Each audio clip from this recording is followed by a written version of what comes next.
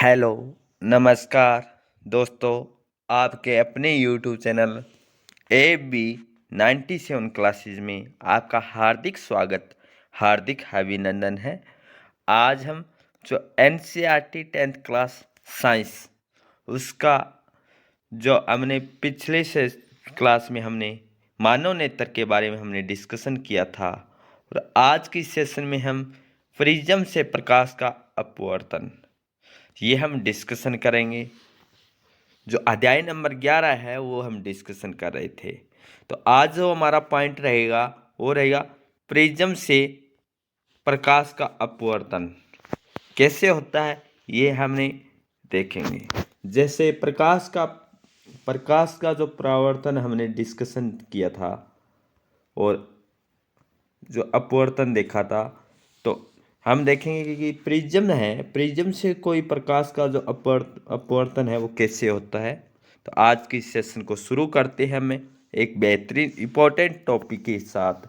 तो जो साथी इस चैनल पे पहली बार आए हैं तो इस चैनल को सब्सक्राइब करना और लाइक करना, शेयर करना, कमेंट सेशन में बताना कि क्लास कैसे रही। तो शुरू करते हैं। एक आयताकार कांच के स्लैब से गुजरने पर प्रकाश किस प्रकार अपवर्तित होता है।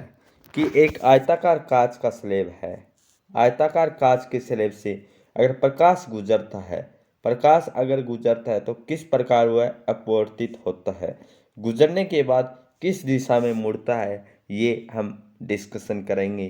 कि अविलंब की ओर होता है कि या अविलंब की दूर हटता है, ये हम इस सेशन में डिस्कशन करेंगे।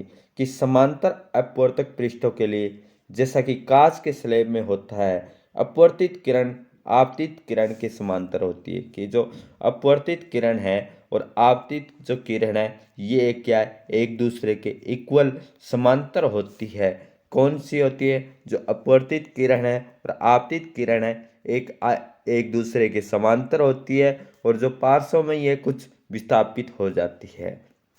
कि विस्थापित मतलब स्थान है इधर से उधर हो जाती है।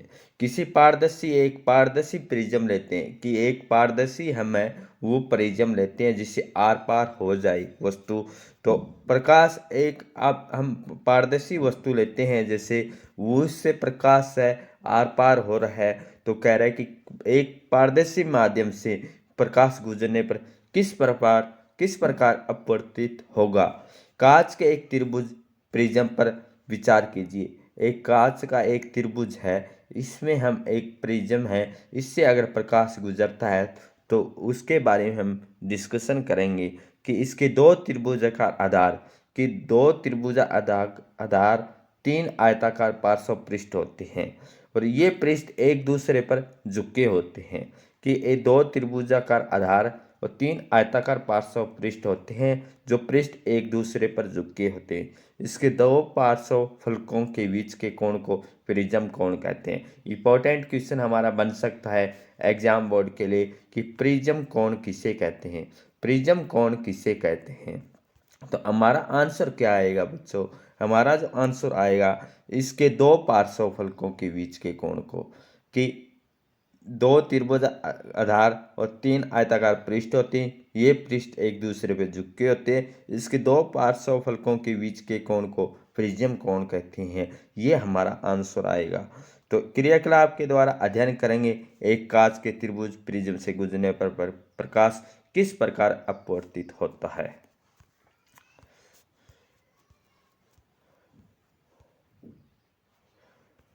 तो ये हमारे एक क्रियाकलाप है, हम डिस्कशन करेंगे कि जो एक त्रिभुज हमको लेनी है, कौन सी त्रिभुज है जो चित्र में दर्शाया ABC, तीन त्रिभुज हमें ली।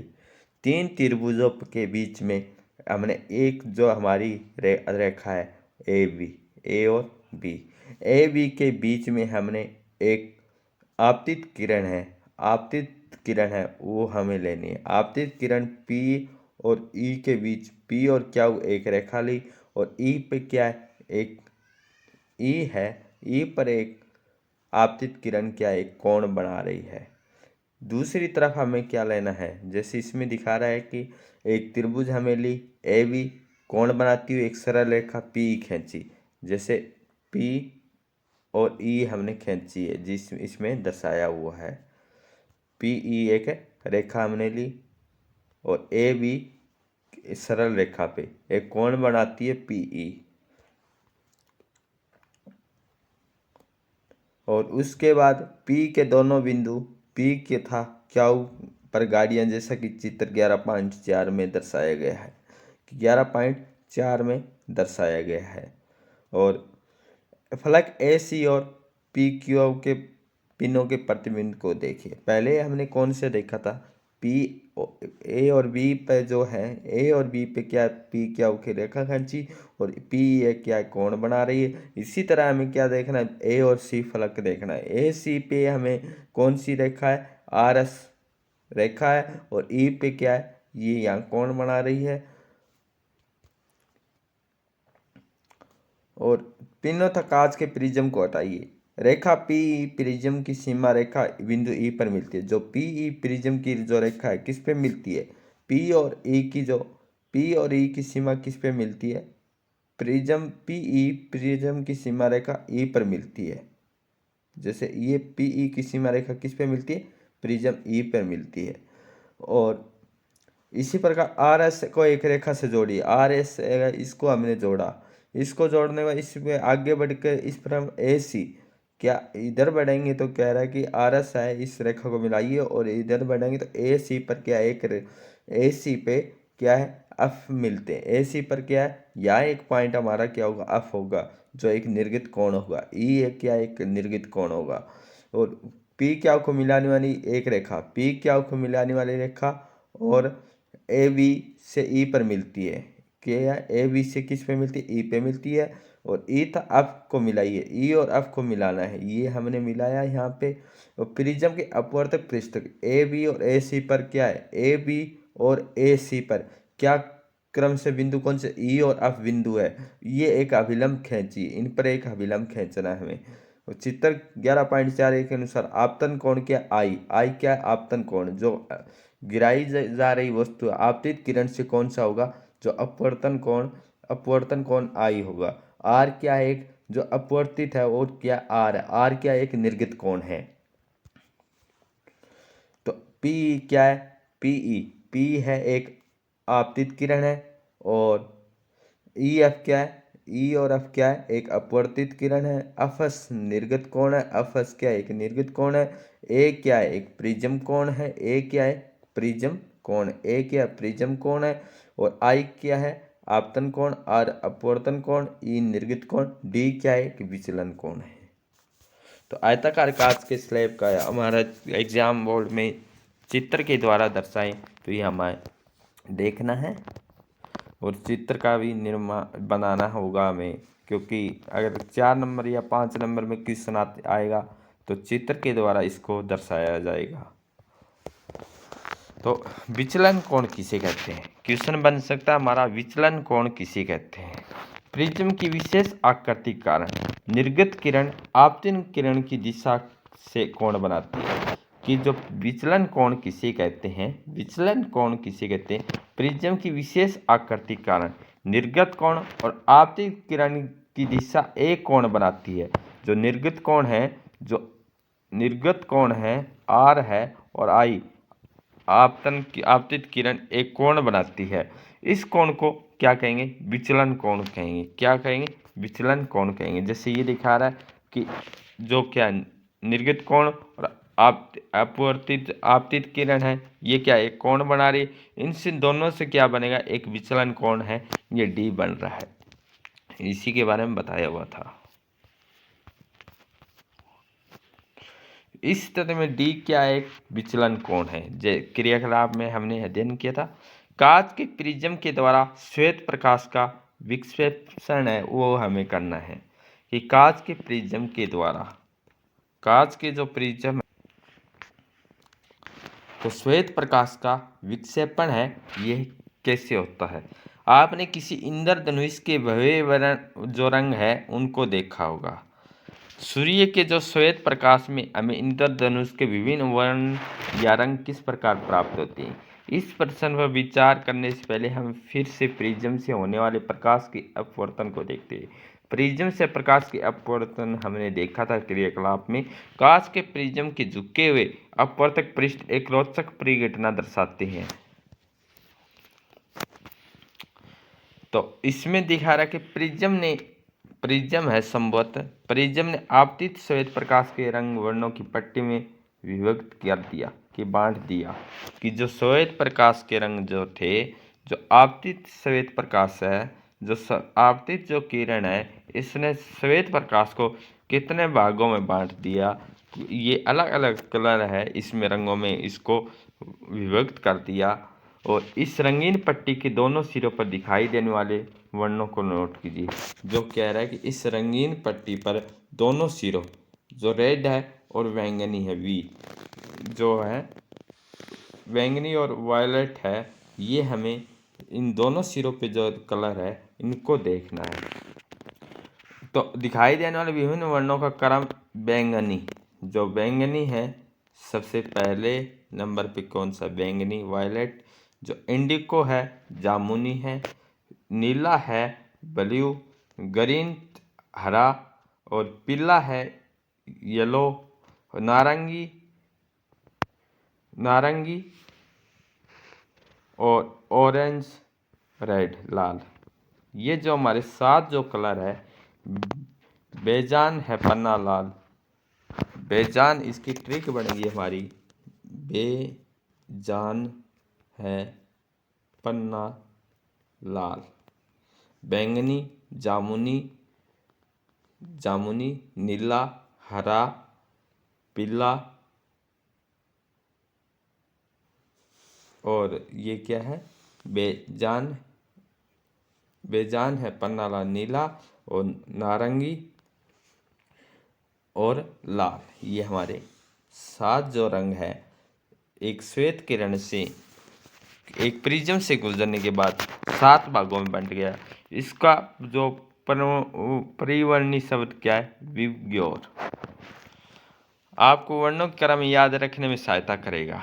या इस टाइप से कर सकते हैं, या बेजान है पन्ना लाल, ये भी हमें याद रख सकते हैं। और प्रकाश के जो अवयवी वर्णन है, जो प्रकाश के जो अवयवी वर्णन है, इस बैंड को क्या कहेंगे, स्पेक्ट्रम कहेंगे। क्वेश्चन आएगा कि स्पेक्ट्रम किसे कहते हैं। स्पेक्ट्रम किसे कहते हैं?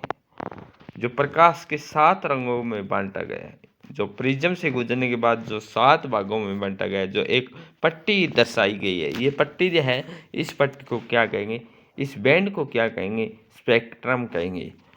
आप सभी वर्णों को अलग अलग न देख पाए, फिर भी कुछ ऐसा अवश्य है जो प्रत्येक वर्ण एक दूसरे से अलग करता है। प्रत्येक वर्ण है, जो रंग है, कलर है, क्या एक दूसरे को अलग करता है। जैसे बैंगनी है, बैंगनी से जामुनी है, जामुनी से हरा है, हरा से पीला है, ये क्या एक दूसरे को अलग करते हैं। तो इन अलग वर्णों को विभाजन को क्या कहेंगे, विक्षेपण कहेंगे।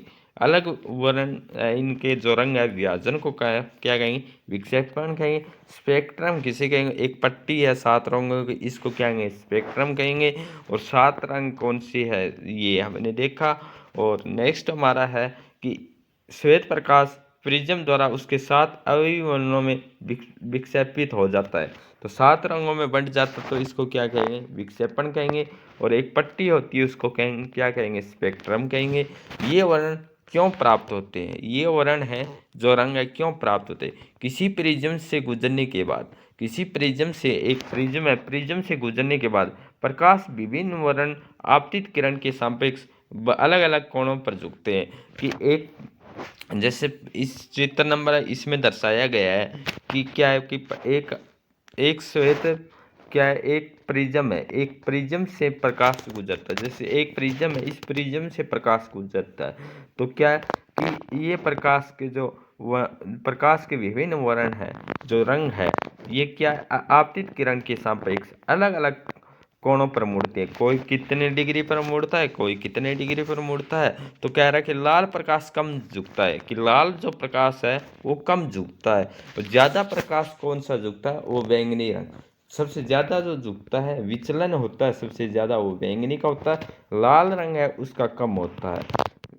इसलिए प्रत्येक वर्ण की किरणें अलग अलग पथों के अनुदिश निर्गत होती है कि अलग अलग जो रास्ते हैं, अलग अलग जो पथ है, उनके लिए क्या अलग अलग माध्यम है, तो प्रकाश उसी माध्यम में अलग अलग क्या निर्गत होता है, अलग अलग मतलब कि वो अपवर्तित होता है, सुस्पष्ट दिखाई देती है। ये सुस्पष्ट वर्णों का बैंड हमें स्पेक्ट्रम के रूप में दिखाई देता है। और जो वर्ण जो एक पट्टी के रूप में, एक बैंड के रूप में दिखाई देती है, उसको क्या कहते हैं? स्पेक्ट्रम कहते हैं।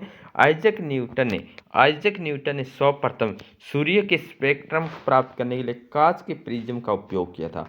आइजक जो न्यूटन था हमारा, वो उसने किसका उपयोग किया था? आइजक न्यूटन ने सर्वप्रथम सूर्य का स्पेक्ट्रम प्राप्त करने के लिए, सूर्य का जो स्पेक्ट्रम है उसको प्राप्त करने के लिए कांच के प्रिज्म का उपयोग किया था।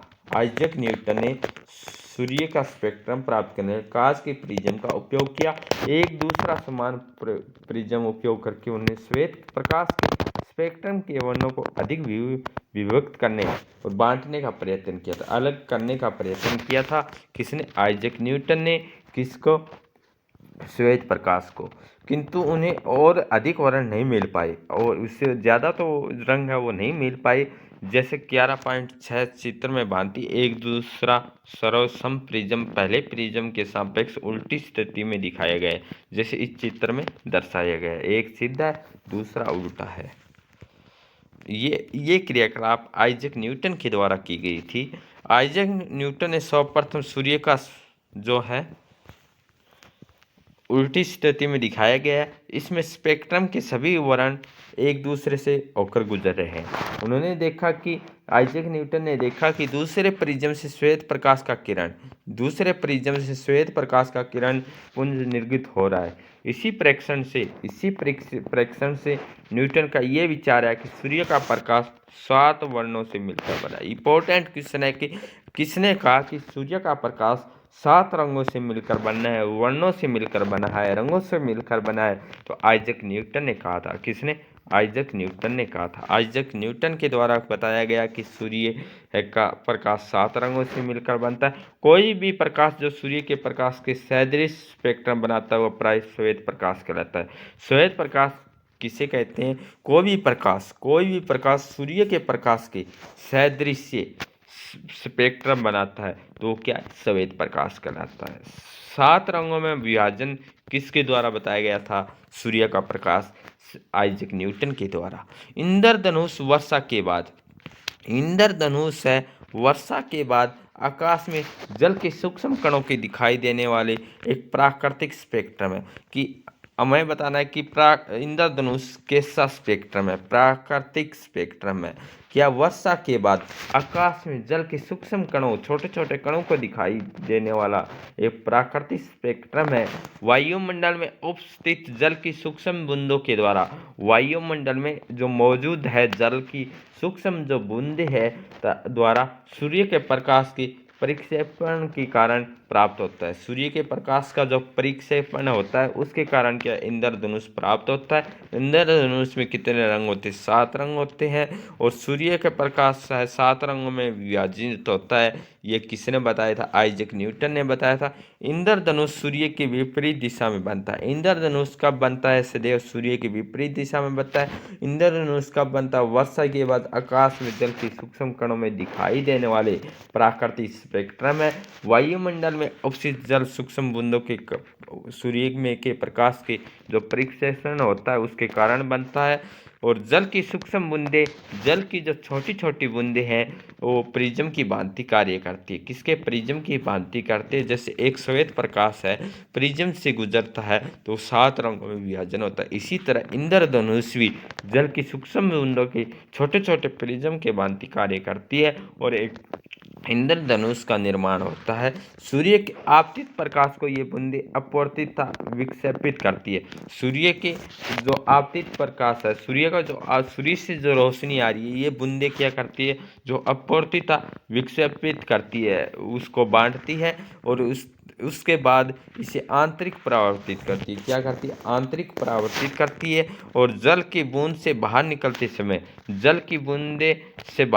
समय प्रकाश को पुनः अपवर्तित करती है। प्रकाश के परिक्षेपण तथा आंतरिक परावर्तन के कारण विभिन्न वर्ण प्रेक्षक के नेत्र तक पहुंचते हैं। ये एक कारण है इंद्रधनुष का बनना। क्या होता है ये हमने डिस्कशन किया था। किस प्रकार इसका निर्माण होता है? सूर्य की विपरीत दिशा में बनता है। क्यों बनता है? जल की सूक्ष्म बूंदें छोटे प्रिज्म की भांति कार्य करती है। सूर्य की जो आपतित प्रकाश है, क्या बूंदें हैं, ये बूंदें क्या करती है? अपवर्तित और विक्षेपित करती है।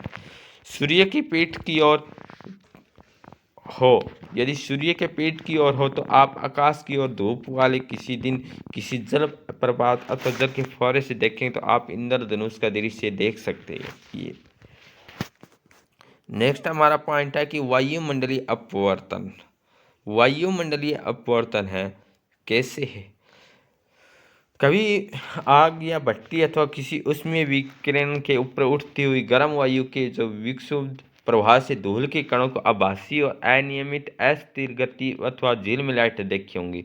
जो आग है, आग जब देखिए तो उसमें ऊपर जो होती है झिलमिलाहट देखी होगी। आग के तुरंत ऊपर की वायु अपने ऊपर की वायु की तुलना में अधिक गर्म होती है। आग के तुरंत जो ऊपर की जो वायु होती है अपने ऊपर की वायु से तुलना में अधिक गर्म होती है। गर्म वायु अपने ऊपर की ठंडी वायु की तुलना में हल्की और कम संघन होती है। जो ऊपर की है वो तो अधिक गर्म, और जो गर्म वायु अपने ऊपर की ठंडी वायु की तुलना में अधिक कम संघन होती है। इसका अपवर्तनांक ठंडी वायु की अपेक्षा थोड़ा कम होता है, क्योंकि अपवर्तक माध्यम वायु की भौतिक अवस्था स्थिर नहीं है। इसलिए गर्म वायु से होकर हमने गर्म वायु में से होकर देखने में वस्तु की आभासी स्थिति परावर्तित होती है। इस प्रकार ये अस्थिरता हमारे स्थानीय पर्यावरण में लघु स्तर पर वायुमंडलीय अपवर्तन पृथ्वी के वायुमंडल के कारण प्रकाश का अपवर्तन का ही एक प्रभाव है। तारों का टिमटिमाना वृत्त स्तर की एक ऐसी परिघटना है। किसका कारण है? वायुमंडलीय अपवर्तन का। वायुमंडलीय अपवर्तन का कारण क्या है? एक तारों का टिमटिमाना। आइए देखें इसकी व्याख्या हम किस प्रकार कर सकते हैं। तारों का टिमटिमाना, तारों का जो टिमटिमाना है, तारों का टिमटिमाना, तारों के प्रकाश के वायुमंडलीय अपवर्तन के कारण ही तारे टिमटिमाते हैं। तारे का टिमटिमाना क्या कारण है? वायुमंडलीय अपवर्तन। और तारे टिमटिमाते प्रतीत होते हैं।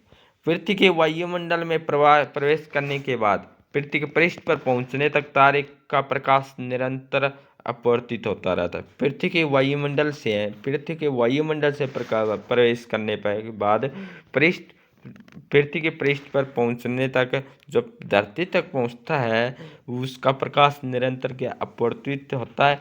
क्यों होता है? वायुमंडलीय अपवर्तन उसी माध्यम में होता है। वायुमंडलीय जो अपवर्तन होता है किस माध्यम में होता है? उसी माध्यम में होता है जिसका क्रमिक परिवर्ती अपवर्तनांक हो। क्रमिक परिवर्ती क्या है? अपवर्तनांक हो। क्योंकि वायुमंडलीय तारे के प्रकाश को अविलंब की ओर झुका देता है। क्योंकि वायुमंडल क्या है? तारे के जो प्रकाश को अविलंब की ओर झुका देता है। और तारे की आभासी स्थिति है उसकी वास्तविक स्थिति से कुछ भिन्न प्रतीत होती है। आभासी जो स्थिति है कुछ वास्तविक स्थिति से कुछ अलग प्रतीत होती है। इसी कारण तारों का टिमटिमाना एक कौन सा कारण है? कि वायुमंडलीय अपवर्तन का कारण है। वायुमंडलीय अपवर्तन का कारण है। स्टेज के निकट देखने पर कोई तारा अपनी वास्तविक स्थिति से कुछ ऊंचाई पर प्रतीत होता है। इसके अतिरिक्त जैसा कि ऐसी परिस्थितियों में पिछले अनुभाग में वर्णन किया था, तारों की यही आभासी स्थिति भी स्थायी न होकर धीरे धीरे थोड़ी बदलती भी रहती है। कि आभासी ये जो स्थिति हो रही है, जो बन रहा है, ये क्या है? ये स्थायी न होकर क्या है? थोड़ी बहुत क्या है? इधर उधर होती रहती है, जो अस्थायी अवस्थाएं होती है। चूँकि तारे बहुत दूर है, वह प्रकाश के बिंदु स्रोत के सन्निहित है। क्योंकि तारों से आने वाली प्रकाश किरणों का पथ थोड़ा थोड़ा परिवर्तित होता रहता है। तारों से जो आने वाले प्रकाश की जो किरणें हैं वो उसका जो थोड़ा थोड़ा क्या परिवर्तन होता रहता है। तारों की आभासी स्थिति विचलित होती है। तारों की जो आभासी स्थिति है वो क्या विचलित होती है। आंखों में प्रवेश करने वाले तारों के प्रकाश की मात्रा झिलमिलाती रहती है। जो आंखों में प्रवेश करते हैं तो तारों के प्रकाश की जो मात्रा है वो क्या झिलमिलाती रहती है, जिसके कारण कोई तारा कभी चमकीला प्रतीत होता है, कभी धुंधला होता है और टिमटिमाहट का प्रभाव है। तो क्या आएगा क्वेश्चन, तारों का टिमटिमाना क्या कारण है। तो हम कहेंगे तारों का टिमटिमाना एक वायुमंडलीय अपवर्तन का कारण है। क्यों होता है, ये अपनी आभासी स्थिति से कुछ क्या है, थोड़ा विचलित होता है, थोड़ा सा ऊपर उठा हुआ क्या है दिखाई देता है। ये भी कारण हो सकता है, कुछ ऊंचा प्रतीत दिखाई देता है और इसलिए तारों का टिमटिमाना क्या है, वायुमंडलीय अपवर्तन का कारण है। ग्रह क्यों नहीं टिमटिमाते, क्वेश्चन है हमारा कि ग्रह क्यों नहीं टिमटिमाते। क्योंकि तारे देखा हमने टिमटिमा रहे हैं। तो क्या तारे इसलिए टिमटिमा रहे हैं कि वायुमंडलीय अपवर्तन हो रहा है। वायुमंडलीय क्या हो रहा है, अपवर्तन हो रहा है। इसके कारण क्या है, तारे क्या अपनी वास्तविक स्थिति से कुछ उठा हुआ दिखाई दे रहा है। ग्रह तारों की अपेक्षा, ग्रह क्या है, तारों की अपेक्षा पृथ्वी के बहुत पास है, इसलिए उन्हें विस्तृत स्रोत की भांति माना जा सकता है। हम ग्रह बिंदु साइज के अनेक प्रकाश स्रोतों को संग्रह मान ले तो बिंदु साइज के प्रकाश स्रोतों से हमारे नेत्रों में प्रवेश करने वाले प्रकाश की मात्रा में कुल परिवर्तन का औसत मान क्या होगा, शून्य होगा। इसलिए क्या है कि ग्रह नहीं टिमटिमाते, तारे वायुमंडलीय अपवर्तन के कारण टिमटिमा रहे हैं। नेक्स्ट पॉइंट हमारा इंपॉर्टेंट पॉइंट रहेगा अग्रिम सूर्योदय और विलंबित सूर्यास्त। जब सूर्य उदय होता है, सूर्य अस्त होता है, तो हमें क्यों सूर्योदय है 2 मिनट पहले, उदय से पहले क्यों दिखाई देता है। तो क्या कारण आएगा, वायुमंडलीय अपवर्तन के कारण। क्या है, वायुमंडलीय अपवर्तन के कारण। वायुमंडलीय अपवर्तन के कारण हमने देखा कि तारों का टिमटिमाना। सूर्य में वायु वास्तविक सूर्योदय से लगभग 2 मिनट पूर्व दिखाई देता है। सूर्योदय है सूर्य उदय से पहले 2 मिनट पहले दिखाई देता है। क्या कारण है, हमारा आंसर आएगा कि वायुमंडलीय अपवर्तन का कारण है। वास्तविक सूर्यास्त के लगभग 2 मिनट के बाद भी दिखाई देता है, किसके कारण, वायुमंडलीय अपवर्तन के कारण। वास्तविक सूर्योदय से हमारा अर्थ है सूर्य द्वारा वास्तव में स्थिति के को पार करना। क्या चित्र 11.10 में दर्शाया गया, चित्र 11.10 में दर्शाया गया है कि सूर्य की स्थिति के सापेक्ष, सूर्य की जो स्थिति के सापेक्ष क्या स्थिति के सापेक्ष सापेक्ष वास्तविक तथा आभासी स्थिति दर्शाई गई है। सूर्य की जो आभासी और क्या है दिखाई दे रही है। आभासी सूर्यास्त के बीच का समय का अंतर कितना होता है, 2 मिनट होता है। इस परिघटना के कारण सूर्योदय और सूर्यास्त के समय सूर्य की चक्रिका की चपटी प्रतीत होती है। क्या है, वायुमंडलीय अपवर्तन के कारण क्या है, सूर्योदय सूर्यास्त होता है। तो आज जो हमारा पॉइंट रहा था वो रहा था कि प्रिज्म से प्रकाश गुजरता है तो किससे प्रतीत होता है, ये हमने डिस्कशन किया। फिर हमने देखा कि वायुमंडलीय अपवर्तन, ये हमने देखा तारों का टिमटिमाना, सूर्योदय और सूर्यास्त का उदय है, ये किस कारण होता है, ये हमने आज की इस क्लास में हमने डिस्कशन किया। और आज के इस सेशन को हम यहीं विराम करते हैं। मिलते हैं नेक्स्ट हमारा टॉपिक रहेगा कि प्रकाश का परिकरण, ये कैसे होता है, ये हम नेक्स्ट क्लास में डिस्कशन करेंगे। आज के इस सेशन को हम यहीं विराम करते हैं। और आज जो साथी इस चैनल पे पहली बार आए हैं तो इस चैनल को सब्सक्राइब ज़रूर करें, लाइक करें, शेयर करें, कमेंट सेशन में भी बताइए कि क्लास कैसे रही। आज के सेशन को विराम करते हैं। Thank you all of you. जय हिंद, जय भारत।